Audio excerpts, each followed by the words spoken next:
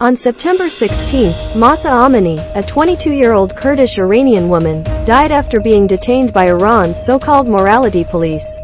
Her death ignited a long-simmering anger in the people of Iran and sparked a revolution, largely led by young women, demanding an end to the Islamic regime. For the past 6 weeks, they've faced brutal government crackdowns, but they remain undaunted, adopting the Kurdish rallying cry, "Woman." Harper's BAZAAR has asked celebrated Iranian writers, artists, journalists, and more to help make sense of this moment when so much is at stake. Their stories are collected here, with more to come. For tweezed beauty founder Sharareh Siadat, it all comes back to hair. As a young Iranian woman born in Maryland and raised in small-town Massachusetts, she tweezed, waxed, and lasered her way into fitting in with what she saw as the ideal American beauty standards. But when she became a mother and witnessed Iranian features flourish in one of her children, she realized she had to embrace them in herself. "We are blessed with a lot of hair," she says, and now she sports it proudly, unibrow and all. She also knows that one way Iran's government controls the country's women is by covering this signature of Iranian beauty behind mandatory hijab laws. Here, Siadat traces her journey towards embracing her Iranian identity through her relationship with hair and beauty, and how her love of her heritage has propelled her onto the streets to protest alongside, and on behalf of, the women of Iran. Courtesy of Sharareh Siadat On, drawing inspiration from her family history. "I am a first-generation Iranian American. I say that proudly now, but for many years of my life, I would lie about even being Iranian. I was embarrassed and ashamed of my background. I was born in America in 1980, right after the Iranian Revolution in 1979. My father came here in the early 1970s for college, went back to Iran where he met my mom, and they married in 1977 before returning to the States. My grandparents came here in 1979, when my mom was pregnant with me. The very next day, Ayatollah Khomeini's terrorists ransacked my grandparents' home. This story is not uncommon. These men would travel to terrorize and murder people. Say you were in Paris, they would come after you. This was the world order of Iran that I was born into, that my parents and my grandparents were forced into. In a weird way, my birth saved my grandparents. It liberated me, too, because that very easily could have been my life. And that's why what is happening right now hits so close to home for me. There are a lot of parallels to what has happened in the historical context of Iran to what I see happening in America today. This is really a wake-up call, not only to help Iranian people, but also for American people as our liberties slowly get taken away. Now more than ever, there is a need to amplify Iranian voices, first and foremost. There are always elements of patriarchy present when it comes to beauty, especially as a form of control. On the experience of assimilation, I was raised in a very small town in Massachusetts, and I was always made to feel less than. I had a unibrow and what you might consider Middle Eastern features. Because I lived in a town that was so homogenous, I was bullied a lot. This was around the time of the Iran hostage crisis, which didn't help public perception of Iranians in the US.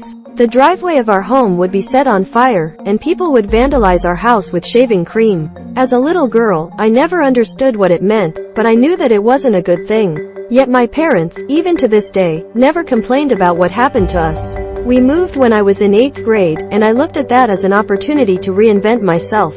In my culture, if you groom yourself as a woman prior to being married, you're considered a slut, because that means you want to beautify yourself for the male gaze. This way of thinking was pervasive even in times when my parents were being raised, when the culture was more westernized. There are always elements of patriarchy present when it comes to beauty, especially as a form of control. When we talk about bodily autonomy, we aren't just talking about abortion. On learning to love being Iranian American, I tweezed, waxed, and lasered my hair for 20+ years. I married a WASP so I could have WASP-y children. Then I had my third kid, who looked like me, which made me realize I needed to rewire myself, and grow my unibrow back. Because I saw her joy, beauty, and effervescence, I needed to witness it in myself.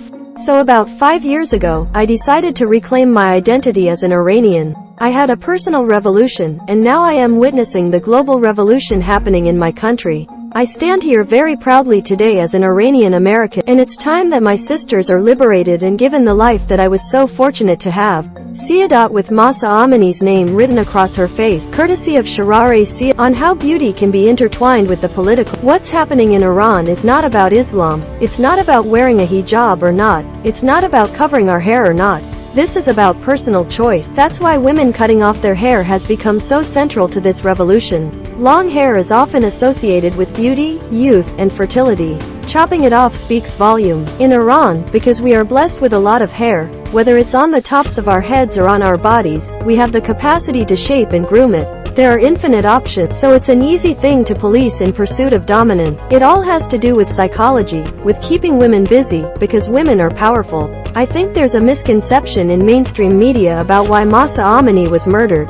Some people still think she walked out without a hijab and that was the reason she was taken. But no, she walked out wearing her hijab, but in a way that showed some of her hair, and one man, a morality police officer, decided that this was indecent, and she was taken and beaten unconscious. Journalist Mahsa Amini said, "To me, the compulsory hijab is like the Berlin Wall. If we tear this wall down, the Islamic Republic won't exist." This law is so symbolic of the domination and trauma that my people have experienced for the last 43 years.